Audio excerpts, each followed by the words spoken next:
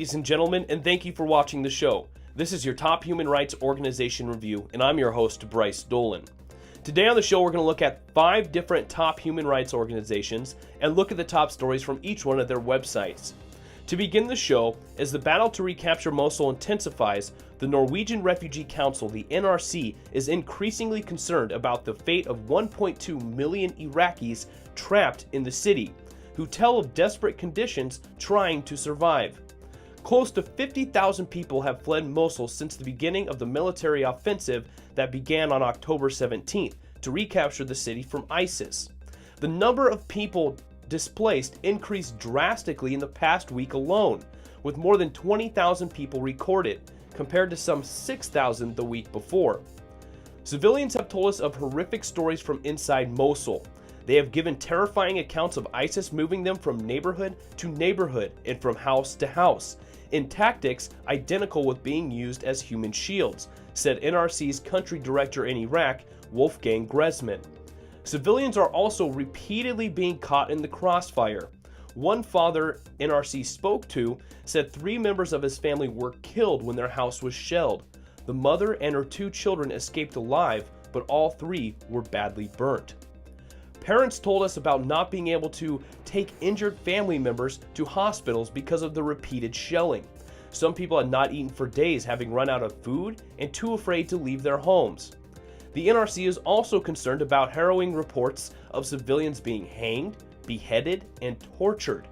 Civilians must not be used as weapons of war, warned Gressman. Innocent men, women, and children must be protected. Clear rules govern war, and these rules need to be respected by both sides.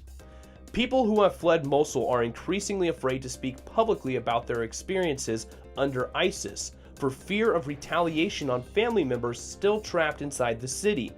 70% of people fleeing Mosul are arriving to displacement sites, where aid agencies such as the NRC are providing them with basic essentials like food, water, and shelter. The NRC is also providing psychosocial support to children who are suffering from trauma.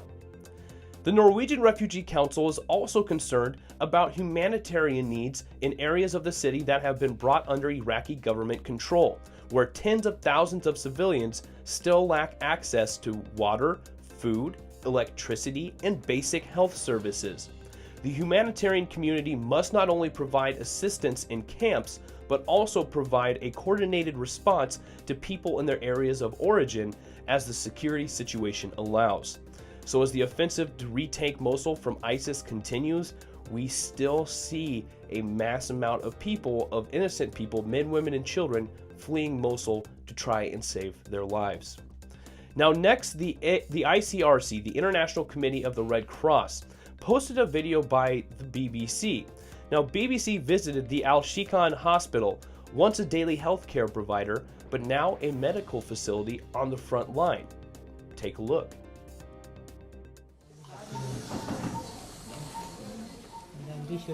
Shikan Hospital now is the only operational hospital in Nineveh province close to the front line.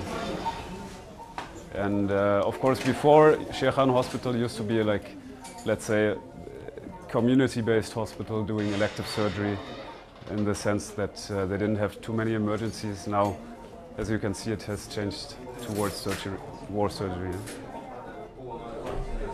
Now what we see here is the use of course, like advanced military technology, including airstrikes, mortars, shelling. So the wounds you will see here would be rather, let's say, large in size. It's a small hospital. It's a district hospital, not a large, not teaching. We have shortage in equipment, we have shortage in facilities. When soldier came to us and tell, where is my friend? His friend is always died in the battle. Also, we receive a family from Al-Fadliya. Boy with 7 years old. He's lived after his father, and I think some of his family also died.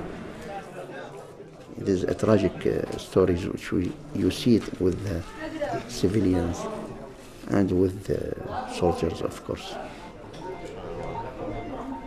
We used to receive many cases since the Mosul offensive have started. We have mainly military cases, but right now we are receiving more civilian cases.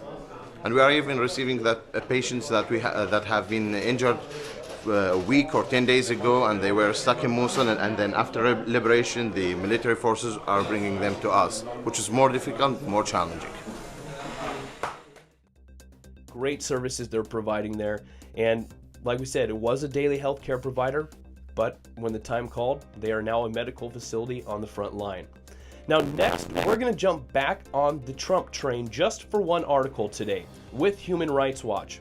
President-elect Donald Trump told CBS 60 Minutes on Sunday that he intended to deport or incarcerate 2 million or even 3 million people that are criminal and have criminal records, gang members, drug dealers. That's a far cry from the president-elect's campaign promises to deport all 11 million unauthorized immigrants in the U.S. But it's still likely put the U.S. on course for massive rights violations. Now we know this because it's been done before. Targeting people for immigration enforcement through the criminal justice system is not a new policy. Neither is deporting millions of people. In the first 6 years of the Obama administration, officials deported 2 million people, purportedly targeting, as Obama said, in strikingly similar terms: criminals, gangbangers, and people who are hurting the community. But that is not what happened. Instead, the government criminalized migrants and used minor infractions to target them. The New York Times found in 2014 that 2/3 of the Obama's administration's then nearly 2 million deportations involved people who had committed minor infractions, including traffic violations, or had no criminal record. Many deportations were initiated via the administration's now terminated program, Secure Communities, which enmeshed local policing with immigration enforcement, and in some ways actually made communities less safe as a result. President-elect Trump should turn away from his plan to deport millions. Experience shows that the people caught up in that net will be longtime residents, often with U.S. citizen families who are needed, loved, and achingly missed by their children, parents, and communities. So, like back in 2013 and 2014, you can't just come in and deport unauthorized immigrants for the mildest violations, running a traffic light, a minor drug conviction, anything like that, because it makes people afraid to call the police. If you're having these deportations against immigrants with these minor infractions, they're not going to call the police when something happens, because it's been proven a couple years back that immigrants have been too afraid to call police when an emergency happens because they don't want to be deported and they're afraid of being deported. So we have to be careful here. As we increase our deportations, we have to make sure that we're not scaring or putting fear into immigrants all over the country so that they stop contacting law enforcement. Now next, Amnesty International said the Malaysian authorities should quash the 18-month jail sentence handed down to Rafizi Ramli, a whistleblowing member of parliament. Now, Rafizi Ramli has been convicted under the Official Secrets Act of 1972 for being in possession of and disclosing part of the Auditor General's report into the 1MDB corruption scandal that is engulfing Malaysia's Prime Minister Najib Razak. Rafizi Ramli acted in the public interest by bringing to light information about one of the biggest corporation scandals in Malaysia's recent history. The authorities should have published the Auditor General's report from the beginning rather than trying to suppress it, said Joseph Benedict, Amnesty International's Deputy Director for Southeast Asia and the Pacific. Rafizi Ramli's sentence should be quashed immediately, and he should be protected against any retaliation stemming from the disclosure of information that shows wrongdoing. By invoking the Official Secrets Act, the Malaysian authorities are yet again taking the cover of national security to stop people from raising legitimate questions about the 1MDB funds and obstructing the society from receiving such information. Rafizi Ramli is currently on bail pending an appeal to the High Court. If Rafizi Ramli is imprisoned, Amnesty International would consider him a prisoner of conscience, said Joseph Benedict. So we touched on this before, the 1MDB scandal in Malaysia. Amnesty International is calling for the Malaysian authorities to quash the 18-month jail sentence that Romilly is facing. Now, to end the show, the FIDH and ITICA, the International Federation for Human Rights, are releasing a report, Repression and Genocidal Dynamics in Burundi, the result of months of investigation and analysis on the repression and crimes perpetrated by the regime's forces in Burundi since the popular protests in April 2015. Now, based on the findings of severe repression and genocidal dynamics, FIDH and ITICA are launching an international mobilization campaign from Paris and New York. #StopThisMovie, centered on the trailer of an imagined film titled Genocide in Burundi, and a petition addressed to the United Nations. The objective is to obtain concrete action from the African Union and the United Nations to stop the daily crimes and prevent the worst, perpetration of genocide.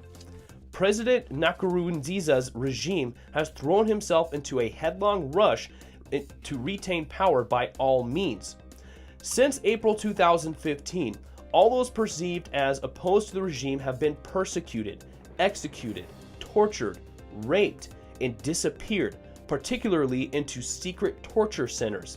We must stop this downward spiral and mobilize to halt the serious crimes underway in Burundi. Recent actions taken by the Burundian authorities and evidence collected by FIDH and ITICA confirm the extremely disturbing radicalization of the regime. The use of propaganda based on ethnic ideology, secret perpetration of mass crimes, reliance on elite units and militias to suppress opponents, suspension of cooperation with the United Nations, and withdrawal of Burundi from the International Criminal Court, the ICC, indicate a dramatic deterioration of human rights on the ground. So again, that was the list of evidence they found that the deterioration of human rights on the ground is happening in Burundi.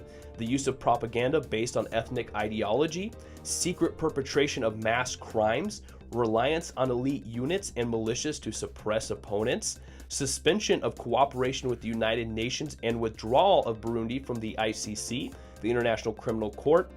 All of those indicate a dramatic deterioration of human rights in Burundi.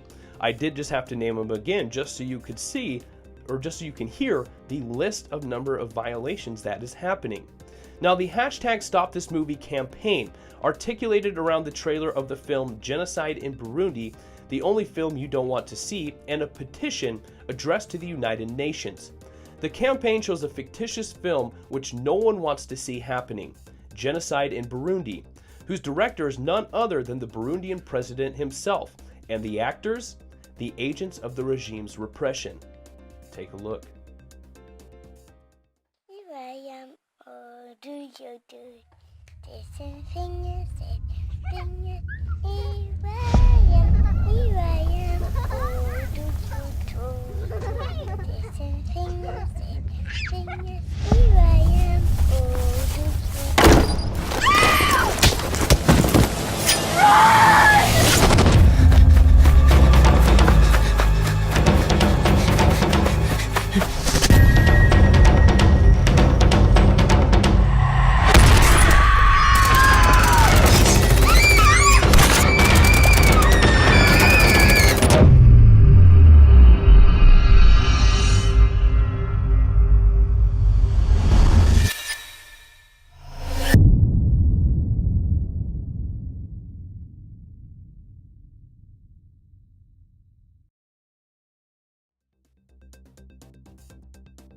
I don't know about you, but that trailer looked pretty horrifying and scary to me, and I definitely do not want to see that movie come to reality.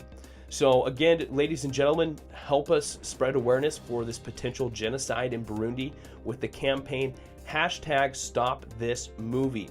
If you help tweet #StopThisMovie, it'll help draw attention to Burundi, and more than likely and more than not,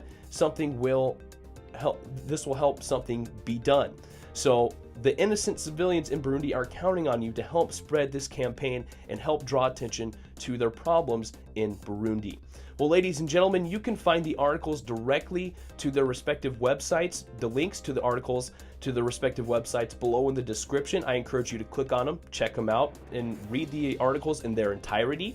But I want to thank you for watching the show. That does it for your top human rights organization review. Make sure you subscribe to our YouTube channel, give us a like on Facebook, or follow us on Twitter, whichever one you use most. But thank you, ladies and gentlemen. I was your host, Bryce Dolan.